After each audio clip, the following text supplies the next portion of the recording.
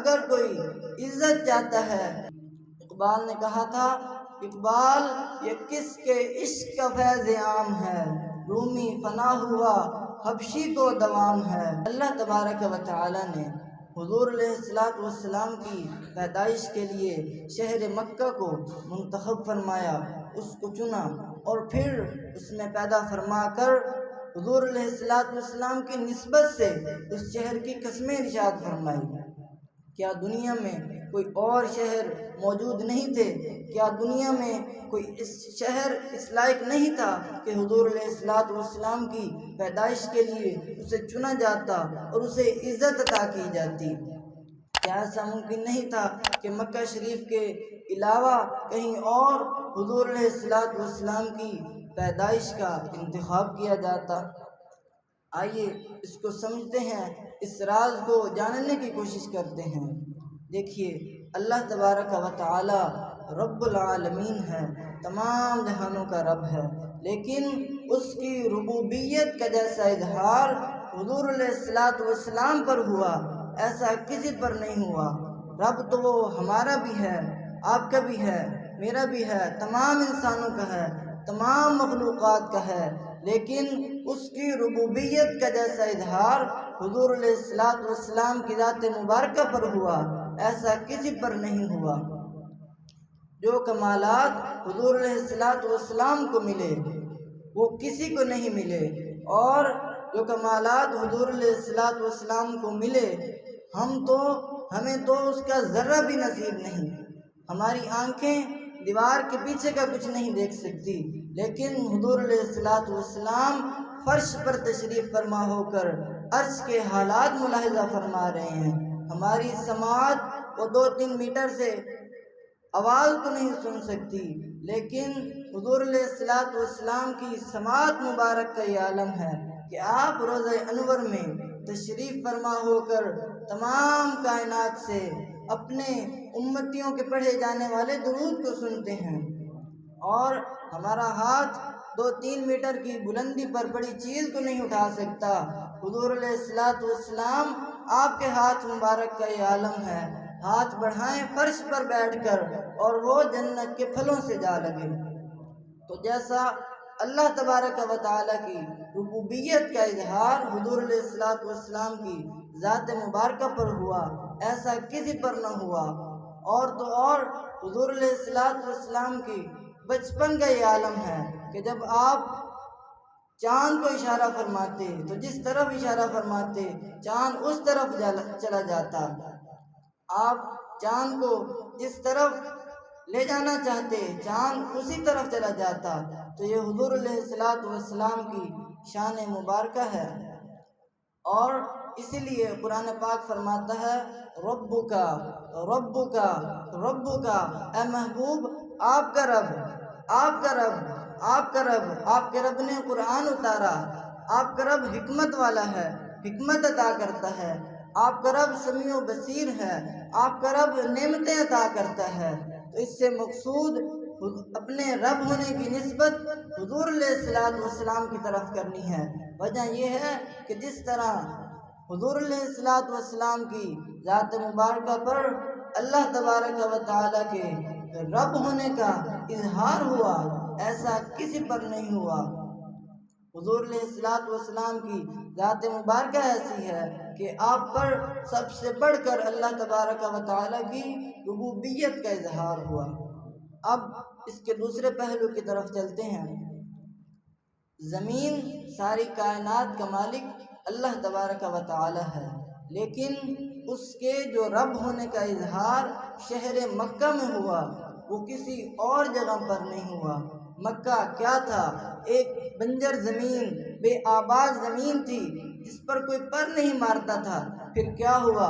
حضرت ابراہیم خلیل اللہ علیہ السلام، آپ کو حکم ہوا کہ اپنے بیٹے حضرت اسماعیل علیہ السلام کو وہاں چھوڑ آؤ جو ابھی دودھ پینے کی عمر میں ہیں۔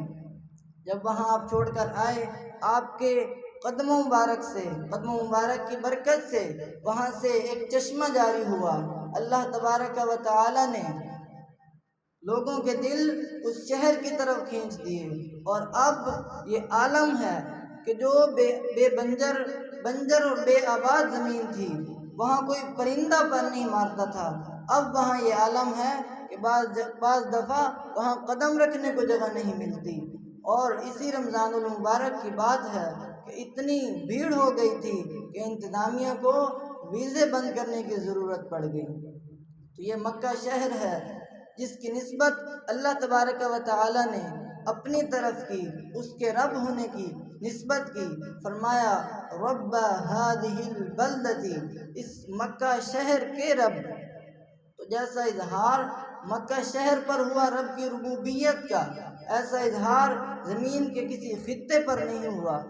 اور مکہ شریف کی جو زمین ہے اس پر کھیتی نہیں ہوتی، اس پر پھل نہیں ہوتے، لیکن آپ جا کر دیکھ لیجئے دنیا کی جو نعمت تلاش کی جائے وہ مکہ شہر میں آپ کو مل جائے گی۔ تو رب کی ربوبیت کا اظہار جیسا سرزمین مکہ پر ہوا ایسا کسی پر نہیں ہوا۔ تو اب مناسبت دیکھیے کہ مخلوقات میں سے جیسا اظہار رب کی ربوبیت کا حضور علیہ الصلوۃ والسلام پر ہوا ایسا کسی پر نہیں ہوا۔ اور زمین میں سے جس خطے پر رب کی ربوبیت کا اظہار سب سے بڑھ کر ہوا وہ مکہ شریف ہے۔ تو وہ زمین ہی اس لائق تھی کہ اسے حضور علیہ الصلوۃ والسلام کی پیدائش کے لیے چنا جاتا، اسے حضور علیہ الصلوۃ والسلام کی پیدائش کے لیے منتخب کیا جاتا۔ تو مخلوقات میں سے سب سے بڑھ کر جس پر رب کی ربوبیت کا اظہار ہوا وہ حضور علیہ الصلوۃ والسلام کی ذات مبارکہ ہے۔ اور زمینوں میں اس خطے پر سب سے بڑھ کر رب کی ربوبیت کا اظہار ہوا وہ حضور علیہ الصلوۃ والسلام کی وہ خانہ کعبہ شریف ہے۔ تو اس طرح یہ سرزمین ہی اس لائق تھی کہ اسے حضور علیہ الصلوۃ والسلام کی پیدائش کے لیے منتخب کیا جاتا، اسے چنا جاتا۔ اب جو مکہ شریف کو فضیلت حاصل ہوئی ہے، جو مکہ شریف کو عظمت حاصل ہوئی ہے، بلندی حاصل ہوئی ہے، وہ کس وجہ سے ہوئی ہے؟ وہ حضور علیہ الصلوۃ والسلام کی ذات مبارکہ کی وجہ سے ہوئی ہے۔ اس کو جو بلند مقام ملا ہے وہ حضور علیہ الصلوۃ والسلام کی وجہ سے ملا ہے۔ اب بیان کو اختتام کی طرف لاتے ہوئے، اس بیان کا خلاصہ بیان کرتے ہوئے میں یہ کہنا چاہتا ہوں کہ جب مکہ شریف کو جو عظمت ملی، جو عزت ملی، فضیلت ملی، وہ حضور علیہ الصلوۃ والسلام کی وجہ سے ملی۔ آج اگر کوئی عزت چاہتا ہے، کوئی امن و سلامتی چاہتا ہے تو اسے بھی اس پاک بارگاہ میں حاضر ہونا ہوگا، تب اسے عزت بھی ملے گی اور اسے امن و سلامتی بھی ملے گی۔ اقبال نے کہا تھا، اقبال یہ کس کے عشق کا فیض عام ہے، رومی فنا ہوا حبشی کو دوام ہے۔ یعنی اقبال جو سلطنت روم کا بادشاہ تھا وہ تو فنا ہو گیا، لیکن ایک عام سا شخص حبشی اس کو قیامت تک دوام مل گیا۔ اس کی وجہ کیا ہے؟ اس کی وجہ یہ ہے کہ حضرت بلال حبشی رضی اللہ عنہ آپ نے اپنا سر حضور علیہ الصلوۃ والسلام کی بارگاہ میں جھکایا، حضور علیہ الصلوۃ والسلام کی اطاعت کی، تو اس در سے آپ کو یہ ملا کہ قیامت تک آپ کو دوام مل گیا۔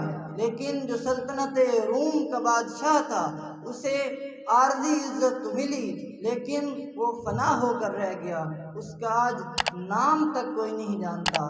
تو اگر کوئی حقیقی عزت چاہتا ہے، کوئی حقیقی مقام و مرتبہ چاہتا ہے، کوئی امن و سلامتی چاہتا ہے تو قیامت تک اسے اسی بارگاہ میں حاضر ہونا ہوگا اور اسی بارگاہ سے عزت بھی ملنی ہے، اسی بارگاہ سے مقام و مرتبہ بھی ملنا ہے۔ اللہ تبارک و تعالی ہمیں حضور